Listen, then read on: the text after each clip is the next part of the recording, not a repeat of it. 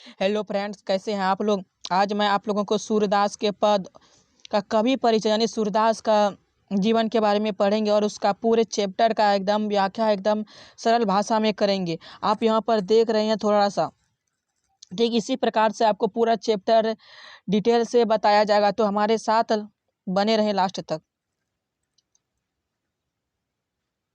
और एक बात सही है कि पूरे यूट्यूब पर ऐसा कंटेंट नहीं मिलेगा। हम अभी भी कहते हैं 100% गारंटी देते हैं। इस तरह लिख कर और इस तरह समझा कर बताता होगा शायद ही, लेकिन इस तरह लिखा कोई नहीं होगा।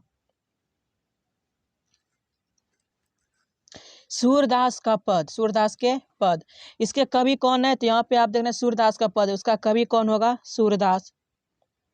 उसका जन्म कब हुआ था? 1478 ईस्वी में। सूरदास का जन्म 1478 ईस्वी। अनुमानतः कोई फिक्स पता नहीं, किसी को कंफर्म डेट पता नहीं है, ईस्वी पता नहीं है। और सूरदास की मृत्यु 1583 ईस्वी में हुआ था। और उसका जन्म सीही में, जो कि कहाँ है? दिल्ली के निकट का क्या एक गांव है। सूरदास का जन्म सीही नामक ग्राम में हुआ था, जो कि दिल्ली के निकट में एक क्या है? गांव है। और ये निवास स्थान, सूरदास का निवास स्थान, सूरदास कहाँ कहाँ रहते थे? तो सूरदास गऊ घाट, वृंदावन और पारसोली ग्राम में निवास करते थे। अभिरुचि, सूरदास की अभिरुचि किसमें थी? सूरदास की अभिरुचि पर्यटन, सत्संग, कृष्ण भक्ति एवं वैराग्य में थे।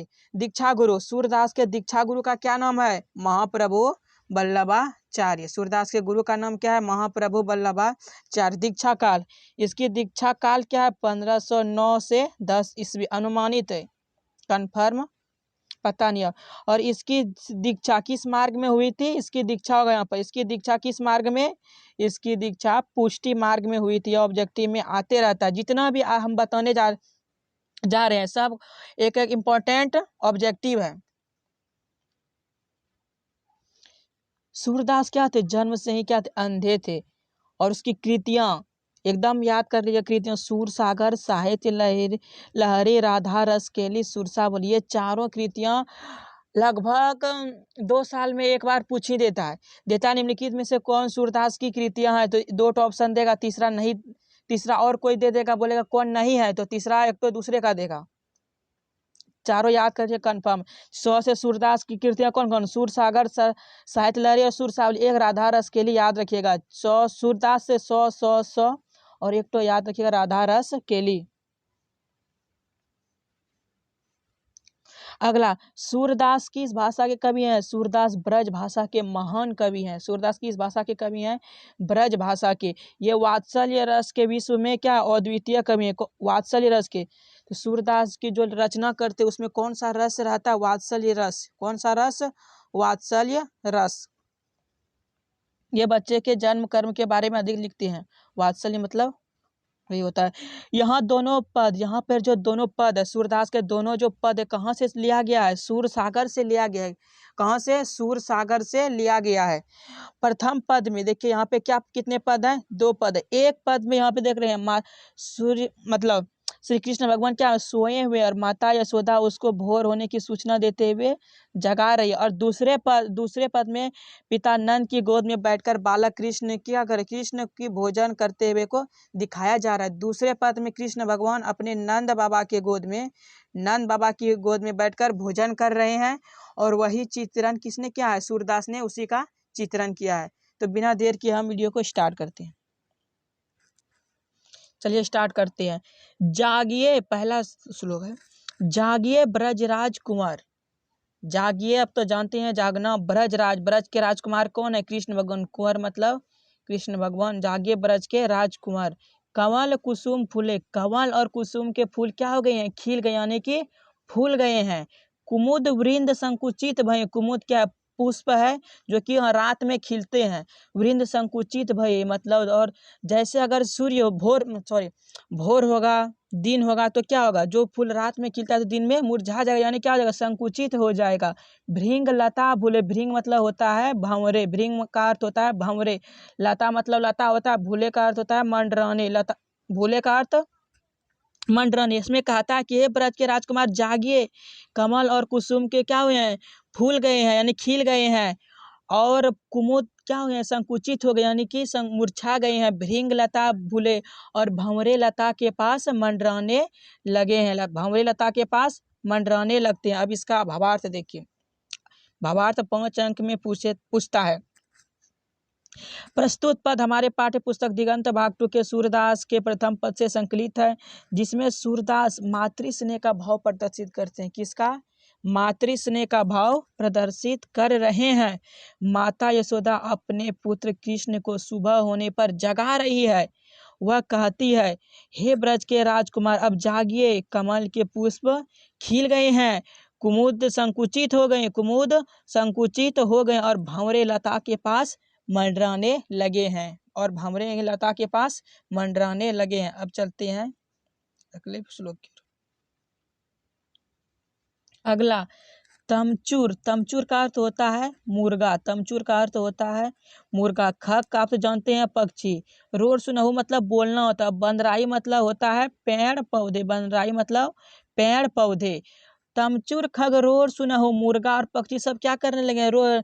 मुर्गा कुकरू करने लगे हैं, बांगने लगे हैं और पक्षी चहचहाने लगे हैं। बोलत बंद रहा है, पेड़ पौधे भी बोलने लगे हैं। रामवती गांव खरकनी में, खरकनी मतलब होता है बाड़, यानी कि हम लोग क्या कहते हैं? ग्वाल, गौशाला हम लोग कहते हैं। क्या कहते हैं? गौशाला। खरकनी का अर्थ गौशाला। बछड़ा हित धाई। रामवती मतलब होता है गाय जो चिल्लाती नहीं, मैं नहीं, इसी तरह का चिल्लाती ना, बकरी इसी तरह चिल्लाती है। जो रामवती मतलब गाय जो चिल्लाती है, किसके लिए चिल्ला रही? बछड़ा हितधारी, अपने बछड़े को दूध पिलाने के लिए क्या कर रही है? चिल्ला रही है। अब इसका अर्थ देखते हैं। प्रस्तुत पद हमारे पाठ्य पुस्तक दिगंत भाग 2 के सूरदास के प्रथम पद से संकलित है, जिसमें सूरदास मातृ स्नेह का भाव प्रदर्शित कर रहे हैं। माता यशोदा अपने पुत्र को सुबह जगाते हुए कहती है कि मुर्गा क्या करने? बांगने लगे, यानी कुकरुच करने लगे हैं। पक्षी भी चहचहाने लगे हैं, पक्षियां भी क्या करने लगे हैं? चहचहाने लगे हैं। गाय अपनी बछड़ों के लिए रंभा रही, यानी चिल्ला रही है। हम लोग उसको क्या कहते हैं? डकर रही है। अब चलते हैं अगले पंक्ति की ओर। विधु मलिन, विधु का अर्थ होता है चंद्रमा। विधु का अर्थ चंद्रमा। रवि तो आप लोग जानते हैं सूर्य का पर्यायवाची शब्द। विधु मलिन यानी चंद्रमा का प्रकाश क्या हो गया? मलिन हो गया। अगर सुबह होगा तो चंद्रमा का प्रकाश मलिन ही होगा, रवि प्रकाश, और सूर्य क्या होगा? उग जाएगा। गावत नर नारी, वहां के नर नारी क्या कर रहे हैं? गा रहे हैं। क्या गा रहे हैं? सूर्य श्याम प्रातः उठो। वहां के नर नारी गा रहे हैं, सूर्य श्याम प्रातः आप उठिए। अंबुज कर धानी, अंबुज का अर्थ होता है कमल का पुष्प। कमल का पुष्प। वहां के नर नारी क्या गा रहे हैं?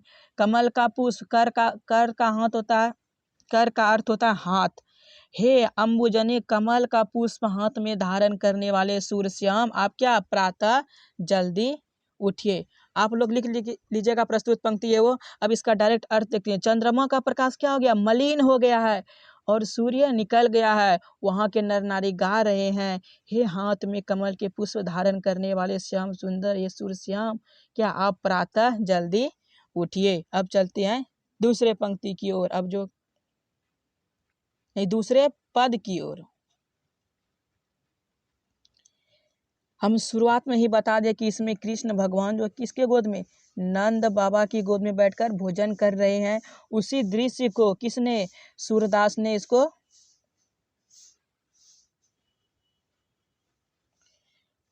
उसी मनोहर दृश्य को सूरदास ने इसमें क्या रच करके इसको लिखा है। तो अब जल्दी स्टार्ट करते हैं इसको। जेवत श्याम, जेवत का अर्थ होता है भोजन करना। जेवत का अर्थ होता है भोजन करना। श्याम तो जानते हैं कृष्ण भगवान का नाम है। नंद की कन्या, यहाँ पे कन्या का अर्थ होता है गोद। जेवत श्याम नंद की कन्या, यानी श्याम भोजन कर रहे हैं। श्याम कहाँ पर? नंद बाबा की गोद में। नंद बाबा की गोद में बैठकर श्याम क्या कर रहे हैं? कृष्ण भगवान भोजन कर रहे हैं। कछुक खात, कुछ खा रहे हैं। कछु धरनी गिरावत, तो कुछ धरती पर गिरा रहे हैं। छवि निरखती, निरखती का अर्थ होता है देखना या देखती। छवि निरखती, सब छवि कौन देख रही है? नंद रनिया। नंद रनिया का अर्थ हुआ माता यशोदा। ये सब छवि कौन देख रही है? माता यशोदा ये सब छवि देख रही है। इस जेमत श्याम नंद की कन्या, कृष्ण भगवान किसके गोद में? नंद की बाबा की गोद में बैठकर भोजन कर रहे हैं। कुछ खा रहे हैं तो कुछ धरती पर गिरा रहे हैं। छवि नहीं लगती, ये सब छवि कौन देख रही है? नंद रानी यानी माता यशोदा देख रही है। अब थोड़ा सा इसका भावार्थ देखते हैं। प्रस्तुत पद हमारे पाठ्य पुस्तक के दिगंत भाग 2 के सूरदास के द्वितीय पद से, हम जो पहले बताए तो प्रथम पद था, ये क्या है, द्वितीय पद से लिया गया है, जिसमें सूरदास मातृ पितृ स्नेह के भाव को प्रदर्शित कर रहे हैं। श्री कृष्ण नंद बाबा की गोद में बैठकर भोजन कर रहे हैं और वे कुछ क्या कर रहे हैं, खा रहे हैं, तो कुछ धरती पर गिरा रहे हैं। कछु खाते कछु धरनी गिरावत, छवि निरखती नंदरनिया। और इस दृश्य को, इस मनोहर दृश्य को कौन देख रही है, नंद की रानी यानी माता यशोदा देख रही है। अब चलते हैं दूसरे पद की ओर, पद नहीं, दूसरे लाइन की ओर, पंक्ति की ओर। बड़ी बड़ा बेसन, उसके लिए क्या क्या बनाया गया, बड़ी और बड़ा बेसन से बनाया गया बहुमहत्वनी व्यंजन, बहुत मतलब क्या है, बहुत प्रकार के व्यंजन बनाया गया है। ढारट खात लेत अपने कर रुचि मानत दधी दुनिया। ढारत मतलब होता है ढारना, अपने से लेना, खात मतलब खाना, लेत अपने कर, लेत मतलब लेना हुआ, कर का अर्थ तुरंत बताए थे हाथ, कर का। श्री कृष्ण भगवान अपने हाथ से ढार रहे हैं, खा रहे हैं और ले रहे हैं। रुचि मानत दधी दुनिया, दधी का अर्थ होता है दही और दुनिया का अर्थ होता है पात्र, यानी दोनी का अर्थ होता है पात्र यानी बर्तन, पात्र या बर्तन। और कृष्ण भगवान को दही के बर्तन में खाने में क्या अधिक रुचि यानी आनंद आता है। अब देखते हैं अर्थ, आप लोग लिख लीजिएगा प्रस्तुत पंक्ति वगैरह। श्री कृष्ण नंद बाबा की गोद में बैठकर क्या कर रहे हैं, श्री कृष्ण नंद बाबा की गोद में बैठकर भोजन कर रहे हैं। उसके लिए बेसन के विभिन्न प्रकार के व्यंजन, जैसे बाड़े, यहाँ पे क्या होगा, बाड़े, बरियां इत्यादि बनाई गई है। वे अपने हाथों से क्या कर रहे हैं, भोजन ले रहे हैं और खा रहे हैं, और उसे दही के अपने हाथों से, यहाँ पे है ढारत खात लेत अपने कर, ढार रहे हैं और खा रहे हैं, मतलब ले भी रहे हैं और खा रहे हैं अपने कर यानी अपने हाथ से। और वे अपने हाथों से भोजन क्या कर रहे हैं,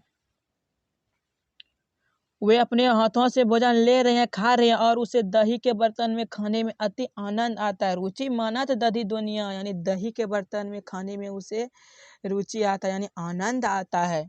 अब चलते हैं दूसरे पंक्ति की ओर। मिश्री दधी, मिश्री तो आप लोग जानते हैं, दधी का अर्थ होता है दही, माखन तो आप लोग जानते हैं। मिश्री, यहाँ पे मिश्री है जो पूजा करने जाता है लोग चढ़ाते मिश्री और बादाम लेकर के, और यहाँ पे मिश्रित का अर्थ होता है मिलाना, मिश्रित का अर्थ मिलाना या मिलाना करे। मुख नावत छवि धनिया, मिश्री दधी माखन मिश्रित करी।